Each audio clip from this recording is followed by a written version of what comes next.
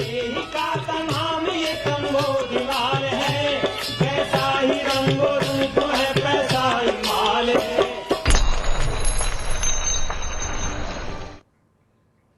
नमस्कार, स्वागत है आप सभी का मनी 9 के पसंदीदा शो मनी सेंट्रल में। मैं हूं विपुल सिंह और मनी 9 के अंदर, मनी सेंट्रल के अंदर हम हर रोज़ आपकी जेब से जुड़ी खबरों को न सिर्फ बताते हैं बल्कि हमारे संपादक अंशुमान तिवारी जी उस खबर का विश्लेषण करके आपको बताते हैं कि वो खबर देश की अर्थव्यवस्था पर, आपकी जेब पर किस तरीके से असर करेगी। अंशुमान जी हमारे साथ मौजूद हैं हर रोज़ की तरह। अंशुमान जी बहुत बहुत स्वागत है आपका। तो कार्यक्रम का आगाज़ करते हैं और लेकिन सबसे पहले आपको बताते हैं हम क्या कुछ दिखाने और क्या कुछ बताने वाले हैं आज के इस खास कार्यक्रम में। तो ऑन द शो पर सबसे पहले नजर डालते हैं। सबसे पहले बात महंगाई की होगी कि लंबी चलेगी अभी दालों की महंगाई, कितनी लंबी चलेगी, क्या कुछ वजह हैं, बताएंगे विस्तार पूर्वक। डॉक्टरों पर होगी सख्ती, किस तरह की सख्ती होने वाली है, क्या कुछ नए नियम आने वाले हैं, इस पर हम बताएंगे आपको, विस्तार पूर्वक बातचीत करेंगे। बैंकों को लगने लगा है डर, आखिर में बैंकों को किस चीज़ की चिंता सता रही है और वाकई में कि चिंता जो है वो आने वाले समय के लिए कितनी घातक होगी, इस पर करेंगे डिटेल में चर्चा।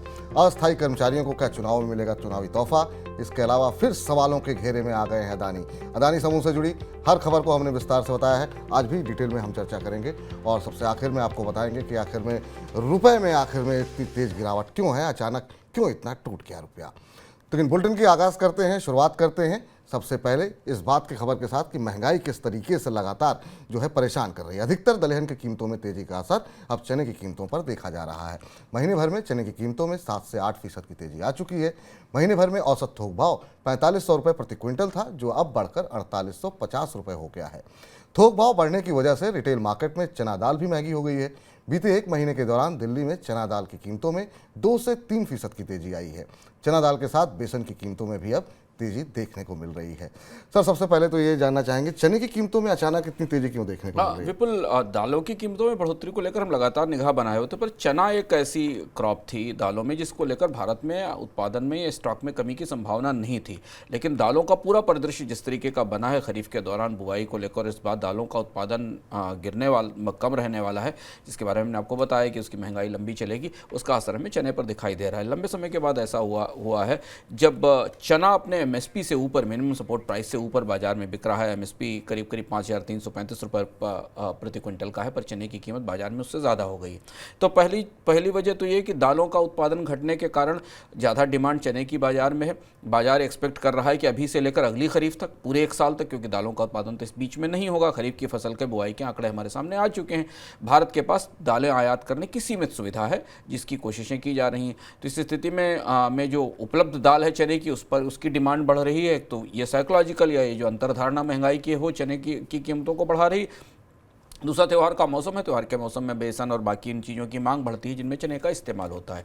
और ये फूड बास्केट की बढ़ोतरी में अब सारी दालों के साथ अरहर और बाकी के साथ भी चना भी शामिल हो गया है। लेकिन सर, प्याज की कीमतें भी बढ़नी शुरू हो गई हैं और इसको रोकने के लिए क्या सरकार कोई कदम उठा सकती है, क्या कुछ हो सकता है? प्याज की कीमतों में बढ़ोतरी की संभावना मनी सेंट्रल में बता चुके हैं, क्योंकि फसल के खराब होने के कारण महाराष्ट्र के खासतौर से कई इलाकों में और देश के कई अन्य हिस्सों में भी मानसून का जो इस बार का अस्त व्यस्त रुख रहा है, अतिवृष्टि और अनावृष्टि का, दोनों का, मतलब कम वर्षा और ज़्यादा वर्षा का, उसका असर हमें प्याज की कीमतों पर दिखाई दिया है। सरकार की तरफ से कोशिश की जा रही है, इस बात की संभावना दिखाई दे रही है कि शायद सरकार के बफर स्टॉक से बाजार में कुछ प्याज रिलीज करेगी। हालांकि कोई बहुत ज़्यादा बफर स्टॉक सरकार के पास होता नहीं है।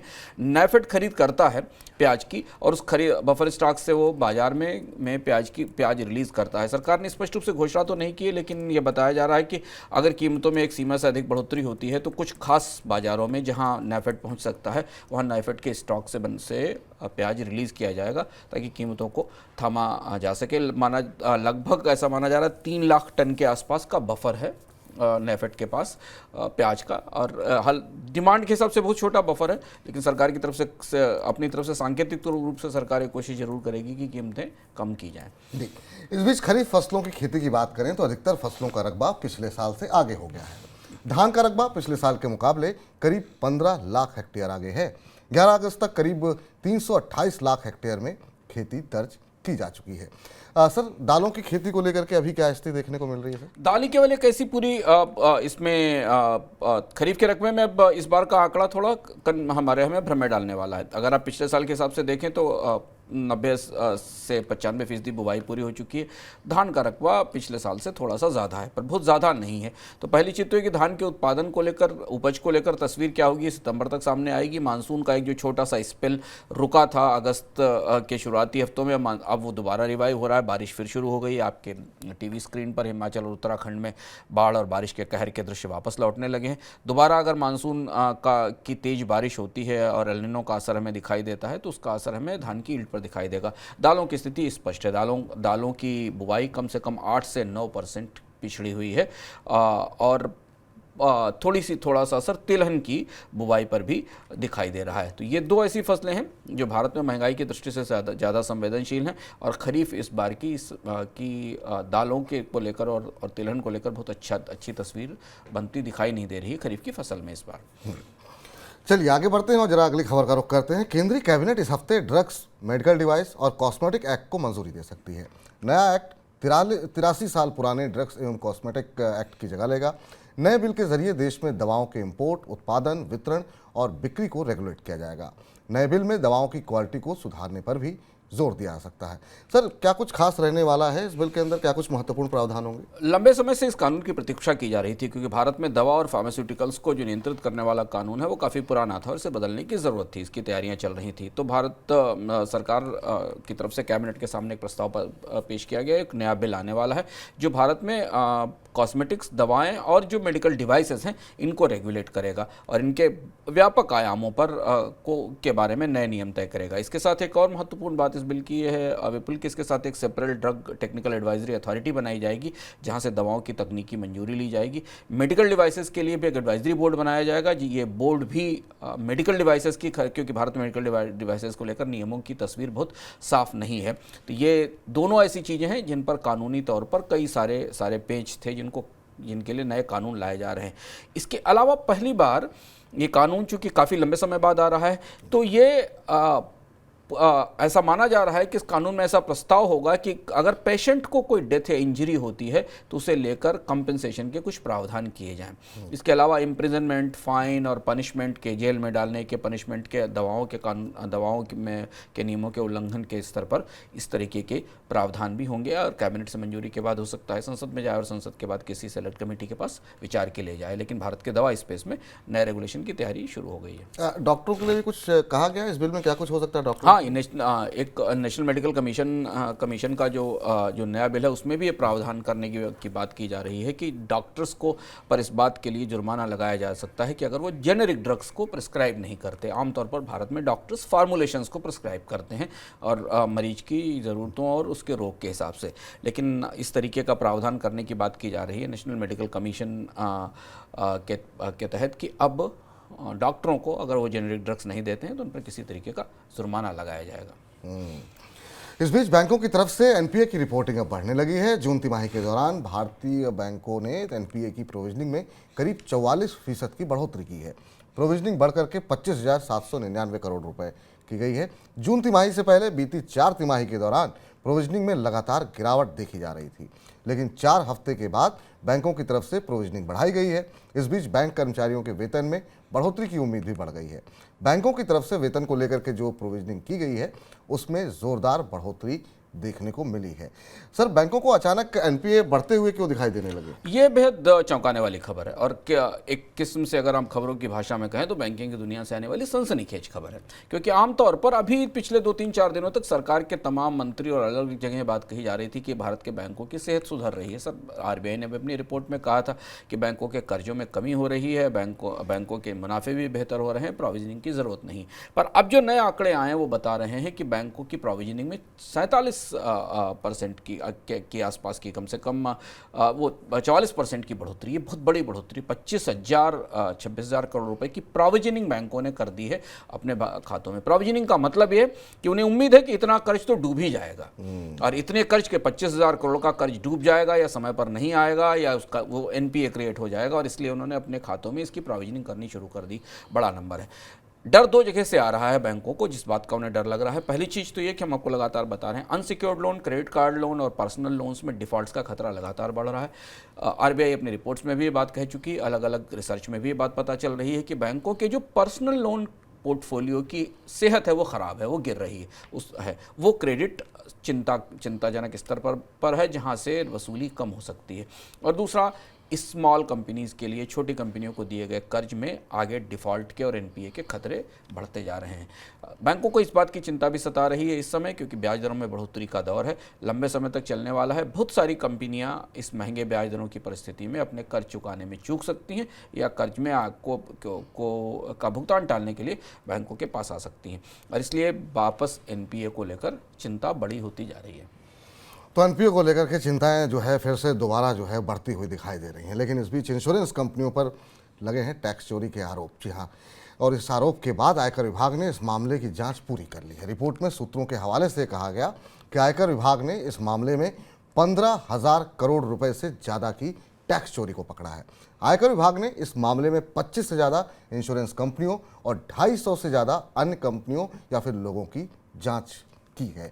सर, इंश्योरेंस कंपनियों की तरफ से इतनी बड़ी चोरी कैसे? 15,000 करोड़ रुपए की टैक्स चोरी, काफ़ी बड़ा मामला। और सारी कंपनियां, जितनी भी बड़ी इंश्योरेंस कंपनियां, उनके नाम आप इसमें ले सकते हो, उतने नाम बताने का समय हमारे पास नहीं, बहुत सारी 25 बड़ी इंश्योरेंस कंपनियां हैं। और इसके अलावा जो इंटरमीडियरीज हैं, जो इंश्योरेंस कंपनियों के साथ काम करते हैं ग्राहकों तक पहुँचाने के लिए, सेवा पहुँचाने के लिए, इन सब में टैक्स चोरी पकड़ी गई। और टैक्स चोरी किस मामले की पकड़ी गई? सबसे ज़्यादा इनपुट टैक्स क्रेडिट में फ्रॉड हुए हैं। यानी इंश्योरेंस कंपनियां और उनका जो एजेंट नेटवर्क था, उसने सही ढंग से इनपुट टैक्स क्रेडिट के नियम नहीं माना और गलत इनपुट टैक्स क्रेडिट वसूल लिया, जो कि 15,000 करोड़ रुपए के आसपास का था। ज़्यादातर जगह कमीशन देने में, कमीशन के भुगतान में, अलग अलग इंटरमीडियरीज को जो फीस दी जाती, उस फीस में भी इनपुट टैक्स क्रेडिट के घपले हुए हैं। और ये लंबा सा पिछले करीब 6 महीने से जांच चल रही थी, और इसमें केवल इनकम टैक्स का ही नहीं, जीएसटी का भी उल्लंघन हुआ है नियमों का। और इसलिए अब कंपनियों को करीब 4500 करोड़ रुपए का, 4,500 करोड़ रुपए का टैक्स चुकाना पड़ेगा। 4,500 रुपये का टैक्स चुकाना पड़ेगा। जीएसटी इसलिए लाया गया था कि ताकि जो है एक कर की व्यवस्था रहेगी, टैक्स चोरी पर रोक लगेगी। लेकिन कई ऐसे मामले मनी सेंट्रल में अंशुमान जी ने आपको बताए हैं जहां पर कि जीएसटी की चोरी होती हुई दिखाई दे रही है। बैंकों के कामकाज पर निगरानी बढ़ाने के लिए भारतीय रिजर्व बैंक यानी कि आरबीआई ने आर्टिफिशियल इंटेलिजेंस और मशीन लर्निंग के इस्तेमाल करने का फैसला लिया है, और इसके लिए ग्लोबल कंसल्टेंसी फर्म मैकेंजी तथा एसेंचर का चुनाव किया गया है। ये कंपनियां आरबीआई के लिए आर्टिफिशियल इंटेलिजेंस और मशीन लर्निंग सिस्टम विकसित करेंगी। सर, आरबीआई अब आर्टिफिशियल इंटेलिजेंस का इस्तेमाल करेगा, क्यों? क्या आरबीआई अपने कामकाज में, यह शायद दुनिया का पहला केंद्रीय बैंक है जो तकनीकी तौर पर इतनी तेजी से नई चीज़ों को अडॉप्ट कर रहा है। तो मैकेंजी और एसेंचर को इसमें शामिल किया गया। आरबीआई से 3-4 महत्वपूर्ण काम कराना चाहता है आर्टिफिशियल इंटेलिजेंस और मशीन लर्निंग के तहत। वो जो पूरा सुपरवाइजरी स्ट्रक्चर है, क्योंकि आरबीआई का जो सुपरविजन ढांचा है वो काफ़ी कॉम्प्लिकेटेड और कॉम्प्लेक्स है, और उसमें नई चीज़ें आ रही हैं। फिनटेक भी उसमें आ रहा है, बैंक्स पहले से मौजूद थे, एनबीएफसी उसमें पहले से मौजूद थी, एक हिस्सा कोऑपरेटिव बैंक्स का भी रिजर्व बैंक के नियंत्रण में आ रहा है। रिजर्व बैंक की रिपोर्ट्स को अगर आप गहराई से पढ़ें या देखें जो पिछले 6-7 महीनों में आई है, तो उसमें रिजर्व बैंक की दुविधा बहुत स्पष्ट रूप से दिखती है कि इतने सारे कॉम्प्लेक्स फिनेंशियल नेटवर्क को, जिसमें बहुत सारी एंटिटीज़ एक साथ काम करती हैं, बैंकों से लेकर एक स्मॉल वॉलेट चलाने वाले पर्सन तक और लास्ट में एक सामान्य पेमेंट करने वाले यूपीआई सिस्टम तक, इनको कैसे रेगुलेट किया जाए, इनको कैसे सुपरवाइज किया जाए, और इसके लिए तकनीक की ज़रूरत है। तो इसलिए रिजर्व बैंक अपने सुपरवाइजरी मॉडल के लिए मशीन लर्निंग और आर्टिफिशियल इंटेलिजेंस के टूल विकसित करना चाहता है, और इसके साथ वो अपने पूरे सिस्टम को, अपने पूरे ढांचे का रिव्यू भी करना चाहता है। और इससे हम उम्मीद लगा सकते हैं या संकेत मिल सकते हैं कि रिजर्व बैंक आने वाले समय में इस सुपरवाइजरी प्रोसेस के तौर पर भारत के बैंक सेक्टर के सुपरवाइजरी नियमों में बड़ा बदलाव कर सकता है। इस बीच सरकार गिग वर्कर्स के लिए कल्याणकारी उपायों को शुरू करने की योजना बना रही है। सरकार और ट्रेड यूनियनों के अधिकारियों का कहना है कि अमेजन, उबर और जोमेटो जैसे प्लेटफॉर्म के जरिए इन योजनाओं को अमली जामा पहनाया जा सकता है। सरकार की नई योजना 2020 के सोशल सिक्योरिटी कोड का ही हिस्सा है। नई योजना के तहत इसमें दुर्घटना, स्वास्थ्य बीमा और रिटायरमेंट बेनिफिट को शामिल किया जा सकता है। सर, सरकार को अचानक गिग वर्कर्स के लिए क्यों एकदम से ध्यान में आ गए ये लोग, और क्या कुछ कर सकती है सरकार? एक तो गिग इकोनॉमी कोविड और कोविड के बाद से तेजी से बढ़ी। गिग इकोनॉमी का मतलब वो लोग जो कई जगह कंपनियों के साथ काम करते हैं, एक कंपनियों के साथ काम नहीं करते हैं, और इसमें भी सबसे ज़्यादा जो अस्थायी कर्मचारियों की संख्या बढ़ी है बहुत तेज़ी से। ये माना जा रहा है कि भारत में इस समय करीब 10 मिलियन से 15 मिलियन के आसपास लोग गिग इकोनॉमी में लगे। हालांकि सरकार इनके कल्याण की बात की तरफ बढ़ रही है, पर अभी इनका कोई ऑफिशियल आंकड़ा सरकार सरकार की तरफ से उपलब्ध नहीं कि भारत में कितने लोग गिग इकोनॉमी, गिग वर्कर्स के तौर पर काम कर रहे हैं। पर इसके पीछे थोड़ी सी राजनीति भी है। हुआ ये कि राजस्थान की सरकार ने भी हाल में ही एक नया प्रस्ताव पारित किया, जिस प्रस्ताव में उसने वहाँ गिग वर्कर्स के वेलफेयर के लिए एक फंड बनाने की बात की। उसमें जो ऑनलाइन ट्रांजैक्शंस हैं जो इस राज्य की सीमा में लिए जाते हैं उन पर एक विशेष शुल्क लगाया गया और उस फंड के जरिए गिग वर्कर्स को और स्थायी कर्मचारियों के लिए के वेलफेयर की और उनके पेंशन की सुविधाएं दी जाएंगी। ये वो दरअसल कर्मचारी हैं जो किसी टैक्सी कंपनी के साथ काम करते हैं ई कॉमर्स के साथ काम करते हैं, जोमेटो, स्विगी और बिग बास्केट जैसी कंपनियों के सामान डिलीवर करते हैं। इनकी चुनौतियां काफ़ी बड़ी हैं, इनके पास कोई सुरक्षा नहीं है, इनके स्थायी रोजगार नहीं है। तो ऐसा माना जा रहा है कि केंद्र सरकार भी अब एक फंड बनाने की तैयारी कर रही है, जिसकी घोषणा आने वाले दिनों में चुनाव से पहले या उससे पहले भी हो सकती है। कैसे किया जाएगा अभी इसका स्ट्रक्चर पता नहीं है। जो सोशल सिक्योरिटी कोड 2020 में लाया गया था उसके तहत शायद से बनाया जाएगा और इसमें 3-4 चीज़ें लाई जा सकती हैं। इसके तहत पहली चीज़ इसमें लाई जाएगी कि एक्सीडेंटल इंश्योरेंस मिलेगा। जहाँ तक गिग वर्कर सड़क पर चलते हैं तो उनका दुर्घटना बीमा होना चाहिए। उनके लिए हेल्थ इंश्योरेंस का प्रावधान किया जाएगा और उनके लिए रिटायरमेंट बेनिफिट्स का प्रावधान किया जाएगा, क्योंकि वो अपने पेंशन के लिए बचत नहीं कर सकते हैं। लगभग ऐसी ही कोशिश राजस्थान में हुई थी। अब देखना यह है बिल्कुल कि इसका फंड का पैसा और खर्च कहाँ से आता है। अगर हम माने कि 10 से 15 मिलियन लोग, जो उद्योग का आंकलन है कि 10 से 15 मिलियन लोग भारत में गिग इकॉनमी में लगे हैं और आगे बढ़ते जा रहे हैं, तो इन्हें एक मिनिमम लेवल की सोशल सिक्योरिटी देने के लिए फंड्स कहाँ से आएंगे। उस फंड्स के प्रोविजन से ही हमें समझ में आएगा कि ये योजना कितनी गंभीर है और उसे कितनी गंभीरता के साथ लागू किया जा सकता है। आमतौर पर ऐसे फंड्स बजट से फंड नहीं किए जा पाते हैं। तो क्या केंद्र सरकार टैक्सेशन का एक नया ढांचा लाएगी, इंडस्ट्री के ऊपर, ऑनलाइन इंडस्ट्री पर कोई फीस लगाएगी, ये देखने वाली बात होगी।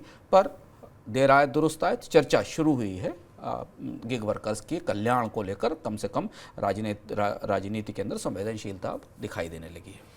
चलिए अब चर्चा अंजाम तक पहुँचे और ताकि जो लाभार्थी हैं, जो लोग उसके इच्छुक हैं, उनको उनका लाभ मिल सके। इस बीच म्यूचुअल फंड कंपनियां निवेशकों से जो फीस वसूलती हैं उसके ढांचे में बदलाव हो सकता है। इसको लेकर आने वाले नए प्रस्ताव में फीस पर लगने वाले टैक्स में कुछ रियायतें दी जा सकती हैं।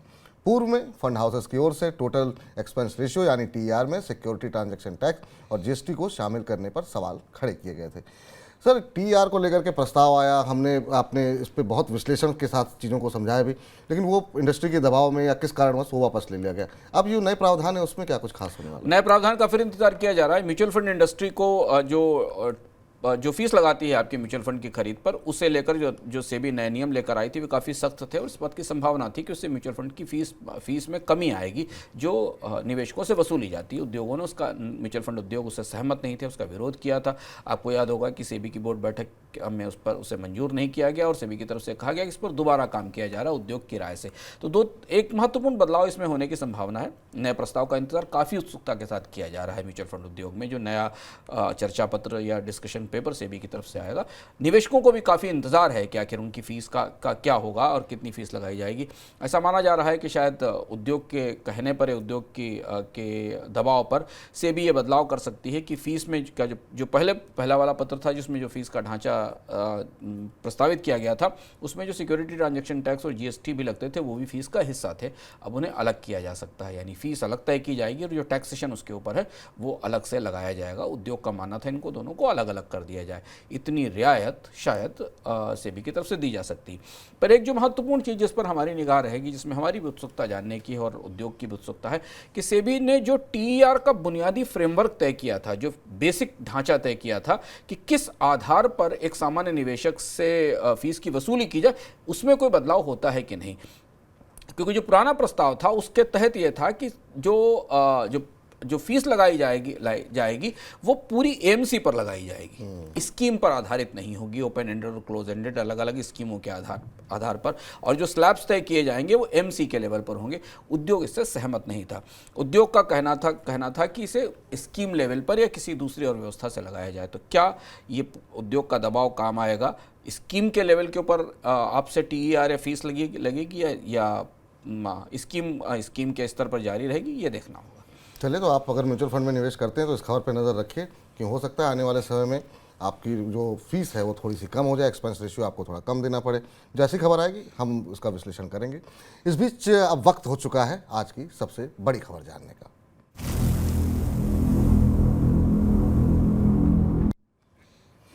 कैपिटल मार्केट रेगुलेटर सेबी ने अदानी मामले पर सुप्रीम कोर्ट में अपनी रिपोर्ट सौंपने के लिए सुप्रीम कोर्ट से अतिरिक्त 15 दिन का समय मांगा है। सुप्रीम कोर्ट ने सेबी को अदानी हिंडनबर्ग मामले पर जांच की रिपोर्ट 14 अगस्त को दाखिल करने के लिए कहा था, लेकिन सेबी की तरफ से कहा गया कि जांच को लेकर अधिकतर काम पूरा हो चुका है और रिपोर्ट को 15 दिन बाद दाखिल किया जाएगा। इस मामले की अगली सुनवाई 29 अगस्त को फिलहाल तय की गई है। लेकिन इसके बीच अदानी ग्रुप की कंपनी अदानी पोर्ट्स के ऑडिटर डेलॉयट ने पिछले हफ्ते शुक्रवार को त्यागपत्र दे दिया। डेलॉयट ने अदानी पोर्ट्स में पारदर्शिता को लेकर सवाल उठाए हैं। कंपनी ने डेलॉयट की जगह नए ऑडिटर की नियुक्ति भी कर दी है।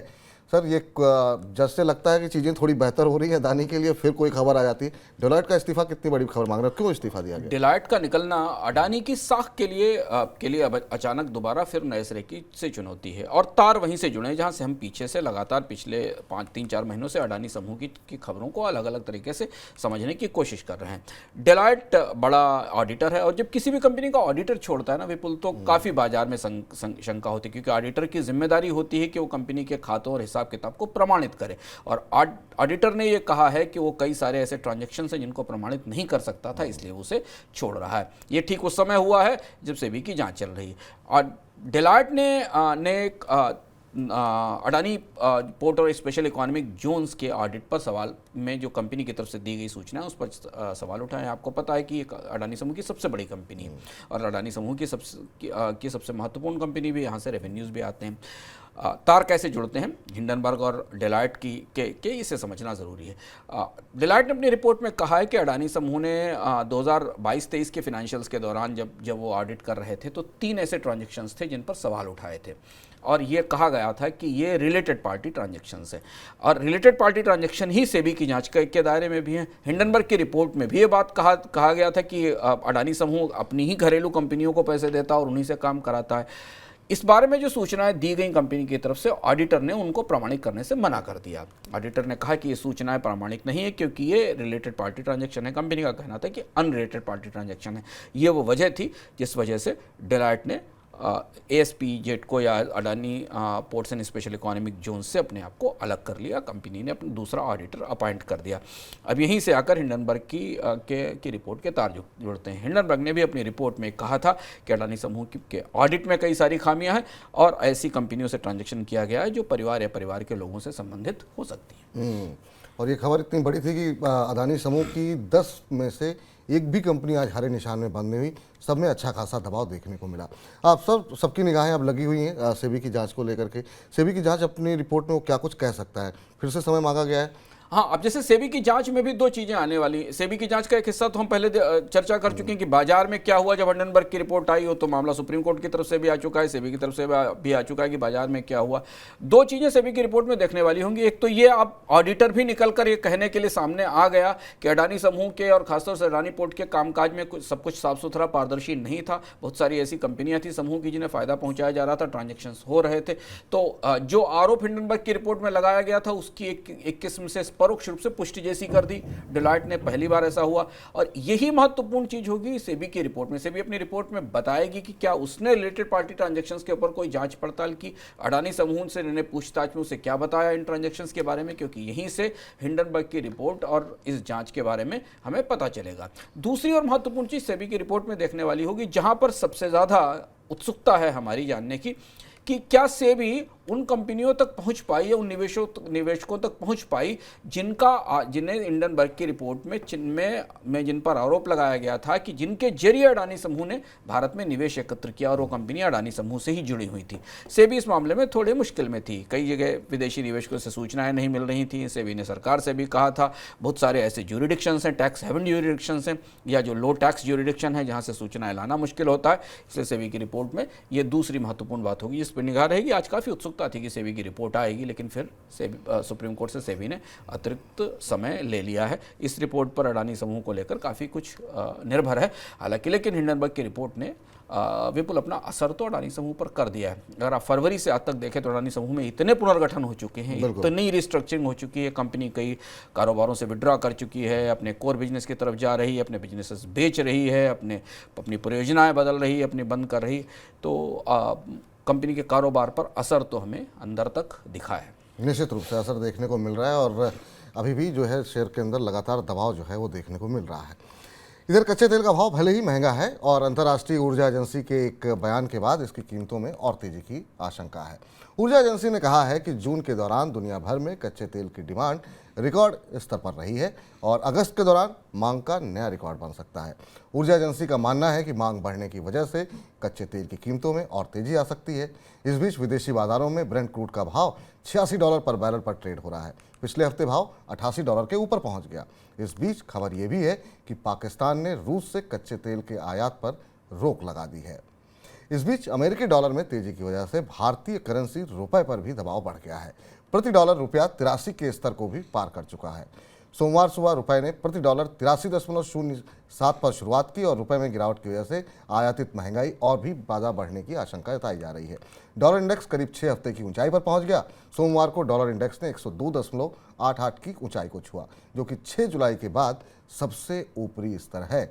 सर, एक तरफ महंगा कच्चा तेल, दूसरी तरफ रुपए में गिरावट, इस कॉम्बिनेशन को कैसे देख रहे हैं और कितना घातक है? बाजार में कुछ ऐसा हो रहा है इस समय और वो काफी दिलचस्प है और पैटर्न के हिसाब से, जिस तरीके के मार्केट के पैटर्न है विपुल, उससे थोड़ा सा बिल्कुल अलग सी परिस्थिति दिखाई दे रही। पहली चीज तो इस सुर्खियों में हम काफ़ी सुर्खियों से बाहर हमें पता ही नहीं चला कि रुपया 83 से डॉलर 83 रुपए का हो गया और ये बड़ी चुनौती भारत के लिए अचानक ऐसे मौके पर है। हम आगे समझेंगे कि रुपए का इस समय 83 का स्तर पार करना भारत के लिए क्यों बड़ी चुनौती है। पर हमें देखिए कि रुपए के साथ ऐसा हुआ क्योंकि भारत के विदेशी मुद्रा भंडार में कोई बड़ी कमी नहीं है। ये हम लगातार आंकड़े देख रहे हैं रिजर्व बैंक से कि विदेशी मुद्रा भंडार संतुलित स्तर पर बना हुआ है। हुआ इस वजह से क्योंकि अमेरिकी अर्थव्यवस्था में महंगाई के दोबारा संकेत दिखने लगे।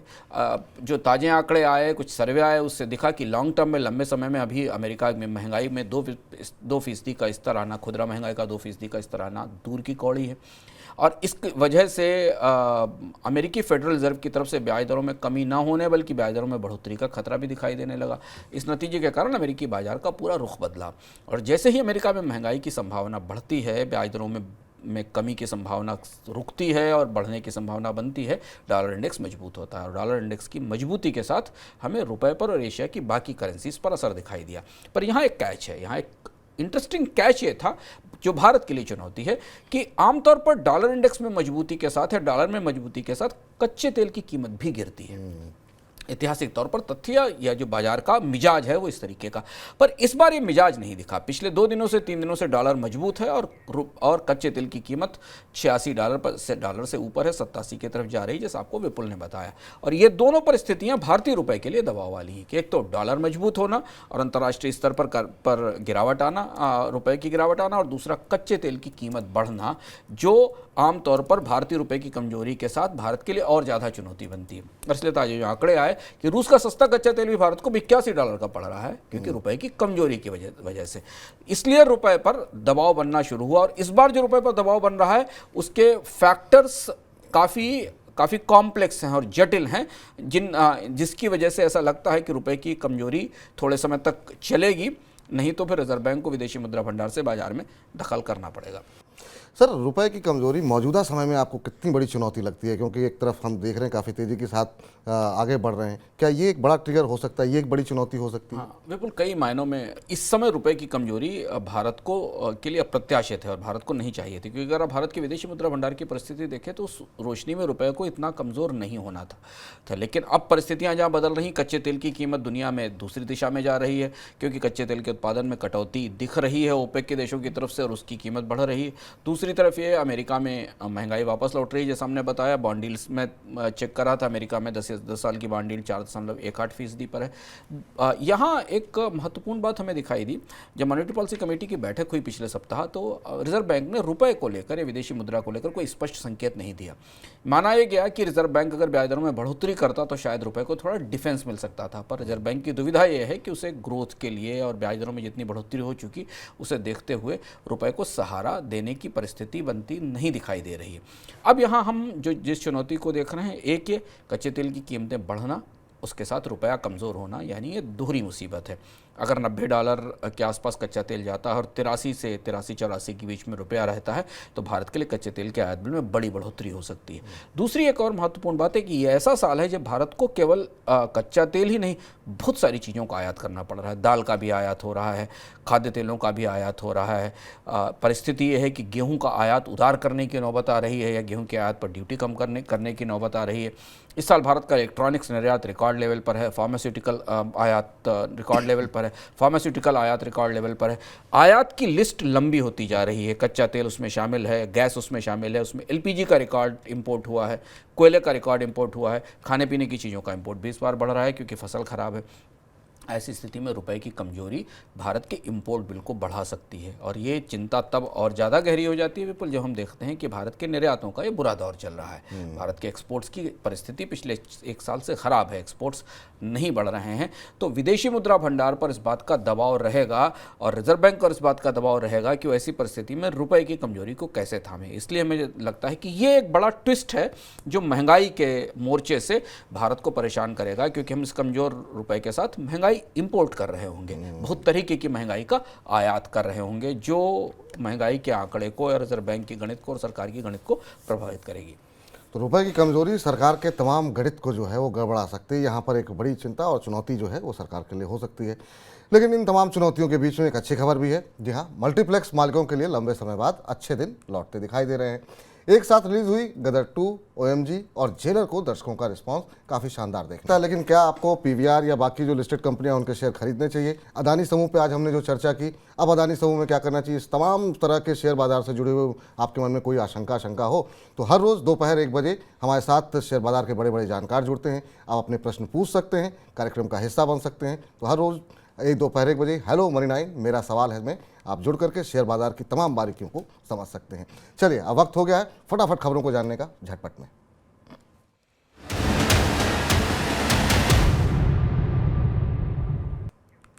आर्टिफिशियल इंटेलिजेंस प्लेटफॉर्म ChatGPT के ऑपरेशन का खर्च उस पर भारी पड़ सकता है। एक रिपोर्ट में दावा किया गया कि ChatGPT को खर्च चलाने के लिए रोजाना करीब $7 लाख यानी 5 से 6 करोड़ रुपए की जरूरत पड़ रही है।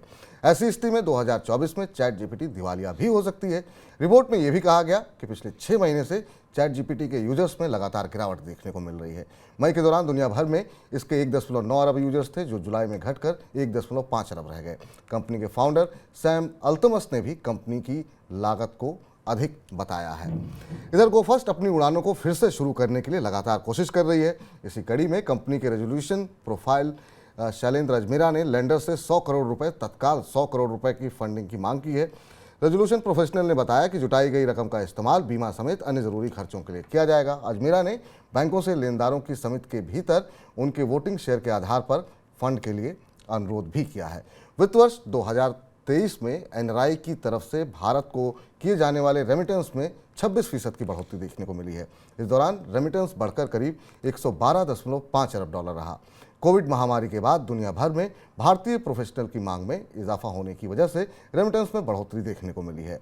वित्त वर्ष 2022 में रेमिटेंस $79.1 अरब का था। भारत पिछले कई वर्षों से वैश्विक स्तर पर रेमिटेंस का प्रमुख देश बना हुआ है। इधर विदेशों में स्थित गेमिंग ऑपरेटर्स के लिए GST रजिस्ट्रेशन को अनिवार्य कर दिया गया है। आपको बता दें कि शुक्रवार को संसद से 2 महत्वपूर्ण धन विधेयकों को मंजूरी मिल गई। संसद से मंजूरी मिलने के बाद एंट्री लेवल पर दांव के फुल फेस वैल्यू पर ऑनलाइन मनी गेमिंग, कैसिनो और घुड़दौड़ क्लबों पर 28% GST लगाने का रास्ता साफ हो गया है। प्रस्तावित कानून में ऑनलाइन गेमिंग और ऑनलाइन मनी गेमिंग के बीच अंतर भी किया गया है। विदेश में स्थित ऑनलाइन मनी गेमिंग के सप्लायर्स को भारत में एकल पंजीकरण कराना होगा। HDFC बैंक के मुख्य कार्यकारी अधिकारी शशिधर जगदीशन ने कहा है कि HDFC बैंक और HDFC के विलय के बाद फंडिंग सबसे बड़ा जोखिम होगा। उन्होंने कहा कि बैंक के लिए नेट इंटरेस्ट मार्जिन सितंबर तिमाही के बाद गिर जाएगा, क्योंकि HDFC की मॉर्टगेज बुक की ग्रोथ कम है। आपको ये भी बता दें कि अप्रैल-जून तिमाही में HDFC बैंक का नेट इंटरेस्ट मार्जिन 4.1% था। सर, ये तमाम झटपट खबरें रहीं, इस पर कुछ महत्वपूर्ण खबर विपुल ChatGPT को लेकर है।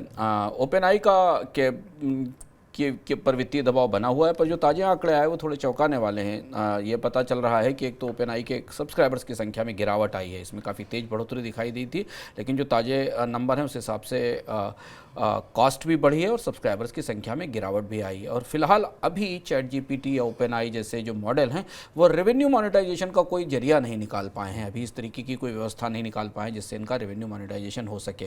और इसलिए कंपनी जितनी तेज़ी से उभरी थी, अगर ये आशंकाएं सही हैं तो 2024 में इसके बैंकक्रप्ट होने की का खतरा है, क्योंकि करीब करीब 5.8 करोड़ रुपए प्रतिदिन का नुकसान हो रहा है ओपन आई को चैट जीपीटी चलाने से। तो इस क्रांति का जो का लाभ तो है, पर इसकी जो वित्तीय क्षमताएं हैं या इसका जो वित्तीय भविष्य, उस पर अभी गहरा सवाल है। चलिए, तो अब इस कार्यक्रम को समाप्त करने का वक्त हो चुका है। अंशुमान जी, बहुत बहुत धन्यवाद, शुक्रिया आपका आज इस तमाम खबरों का विश्लेषण करने के लिए। तो फिलहाल हम कार्यक्रम को तो समाप्त कर रहे हैं, लेकिन आपको एक बार फिर से बता दें कि अगर आपने मनी 9 का सुपर ऐप डाउनलोड नहीं किया तो तुरंत डाउनलोड कर लीजिए, क्योंकि बहुत सारे हमारे जो विशेष कार्यक्रम हैं वो सिर्फ अब आपको ऐप पर ही मिलेंगे। तो उन कार्यक्रमों को देखना है, समझना है, तो आप वहाँ पर जाइए, देखिए, खेलिए, सुनिए, बहुत सारे विकल्प मौजूद हैं। अपनी प्रतिक्रिया भी दीजिए, आपको ऐप कैसा लग रहा है, और ज़रूर डाउनलोड कर लीजिए। फिलहाल मनी सेंट्रल में इतना ही, लेकिन आप मनी 9 के साथ लगातार बने रहिए। फिलहाल के लिए इजाज़त दीजिए, नमस्कार। ऐसे ही का तमाम ये कमोदिवार है, कैसा ही रंगो रूप है, पैसा ही माल है।